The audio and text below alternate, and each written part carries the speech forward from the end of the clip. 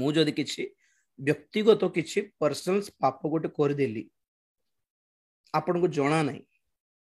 मु अनुताप करी नहीं परिवर्तन है कवर करके रही तो प्रभु देखिबे देखिबे देखिबे किछ कहबे नहीं कारण सेवा नष्ट न हो गोटे समय आसीबो से एमिति जदि पाप पर्सनल तो पर्सनल दंड मिलिबो आप मन जानी पारिबे नहीं किंतु जदि मोर पाप सेवा को नष्ट कर देउछि शिक्षा नष्ट कर देउछि मते विश्वास करके मो पाक आसीथिबा आपणकर विश्वास को भी जदि नष्ट कर देउछि बोल कहले प्रभु बेको धरबे आगे छाड़ीबे नहीं करंथियो 3:16 एयर अर्थ अलग अर्थ हेबो नहीं एटा जदि कौन सी लोक ईश्वर को मंदिर माने कौन नंबर 1 आमर शरीर मंदिर माने कौन नंबर 2